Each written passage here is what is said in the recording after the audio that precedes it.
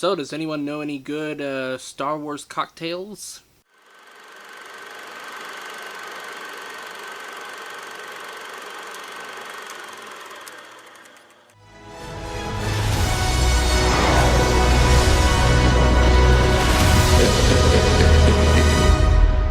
The Force will be with you. Always. So, The Rise of Skywalker has come out, and it is being received differently by different people. Critics are mixed to positive or mixed to negative, no, whichever way you view a 56 on Rotten Tomatoes. I honestly don't care about Rotten Tomatoes.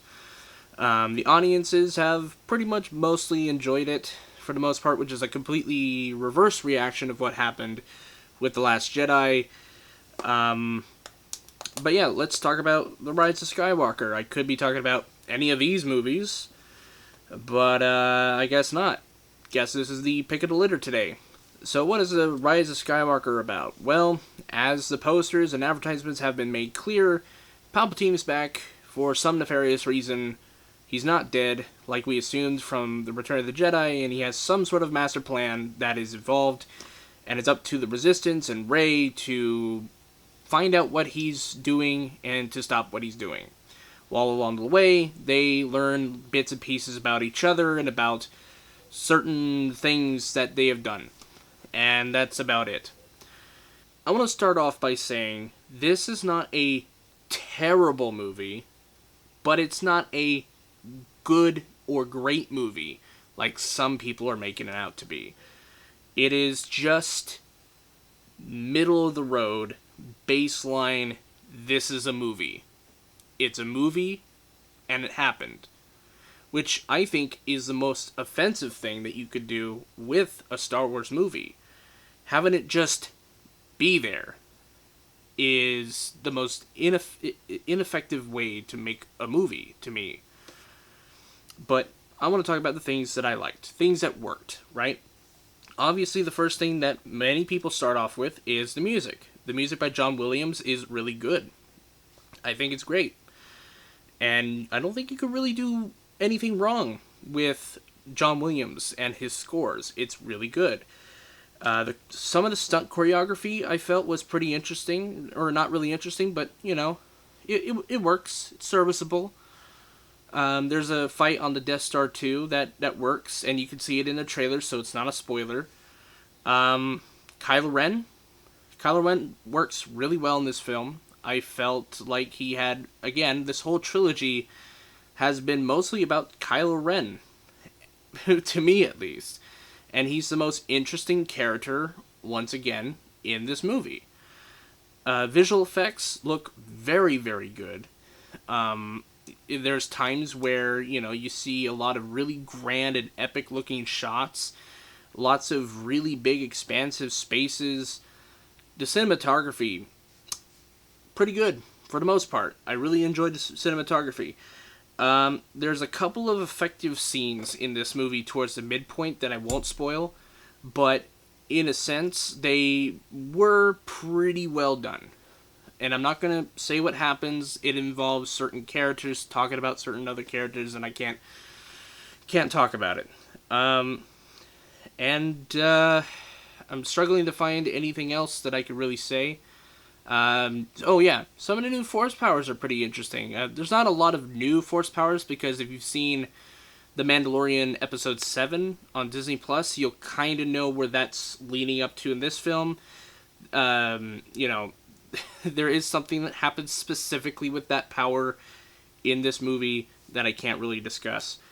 So there's that. But let's talk about the things that honestly make me just say it just doesn't work. So the first thing is the Knights of Ren. The Knights of Ren in this movie are ineffectual. There is nothing for them to do except for challenge a certain character in the finale of the film. But honestly, you could take them out of the movie and you would not miss a damn thing. And it's kind of intriguing, to me at least, how they set up those characters in The Force Awakens, and there's really nothing for them to do in this movie. As much as J.J. Abrams wants to put these characters in this movie, there's nothing that makes them interesting, right? If we had seen something in The Force Awakens to actually legitimately keep them in the rest of the franchise, honestly, it would have been a much better investment in this whole thing. All they do is just stand around and look menacing. The film itself is highly predictable. If you know a little thing or two about Emperor Palpatine, or if you've seen the other movies, you can kind of put two to two together that there would be certain things that happen between characters, and there's maybe one or two things that were a little bit unpredictable. You know, I thought there were certain things that it did right when it comes to unpredictability, but I'd say about 90 to 95% of the film is very predictable. And the problem is the marketing. The film is very over-marketed to the point where they release not like key scenes, but just scenes on the internet, right? And they put too much of a good thing inside of the TV spots too.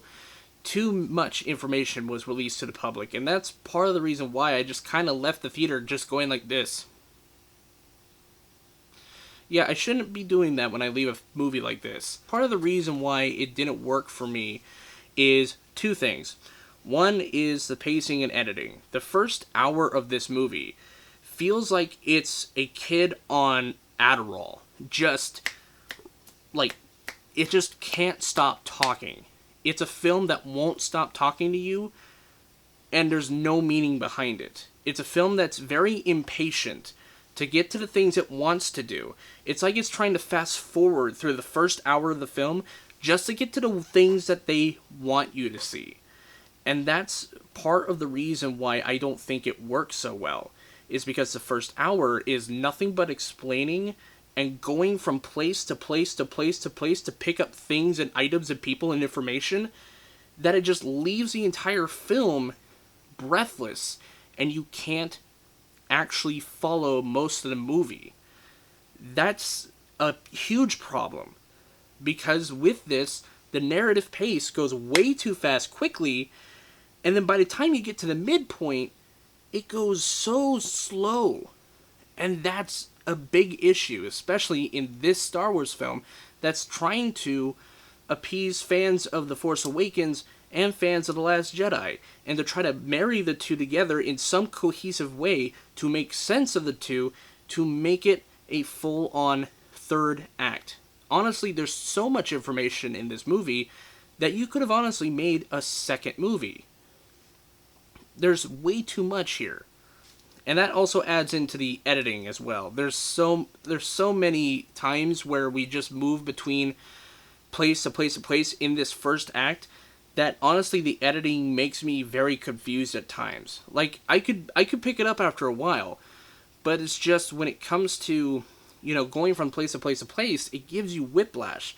Because now you're trying to keep track of 500 different places in your head of where characters are, that it feels so jumbled. It feels claustrophobic. It's pretty much the Return of the Jedi of the series. It's not a movie that everyone's going to love, and it's not a movie that everyone's going to hate. It's just this middle-of-the-road movie, and that's kind of upsetting, being a film that's supposed to wrap up 42 years of storytelling, and it upsets me. It really does. I shouldn't leave a theater from something like Star Wars being emotionally flatlined. I wanted to like this movie, and I think, there are multiple factors as to why I wasn't loving the film. And part of it was because of the backlash to The Last Jedi, I feel at least.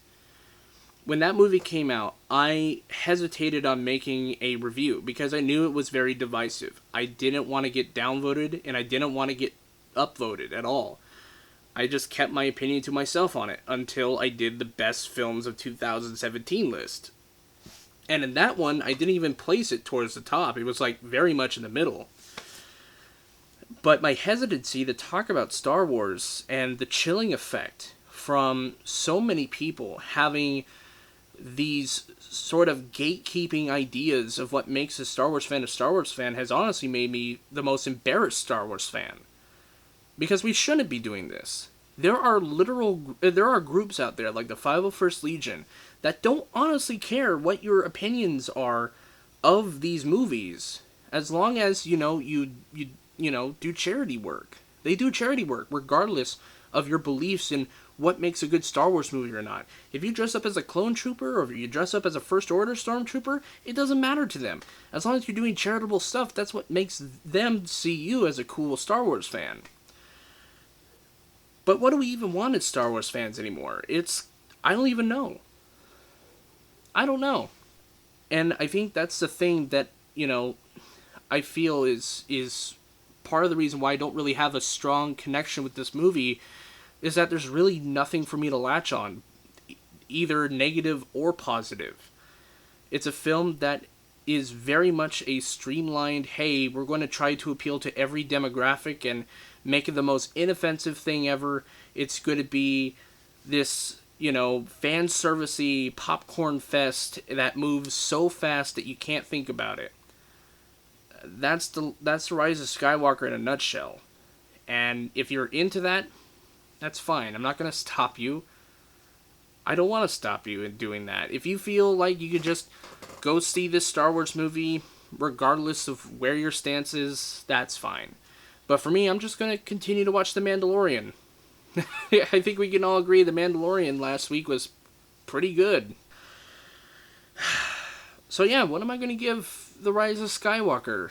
For an average film like this, for a very average film, it's getting a C-. That's what I think. It's not bad, but it's not good either. It's very much deadpan. That's all I can express with it. Thanks so much for watching my review of The Rise of Skywalker. I'm sorry if I don't have any emotion in this at all, because that's exactly what I got out of this movie. So yeah, let's hope Cats is any better.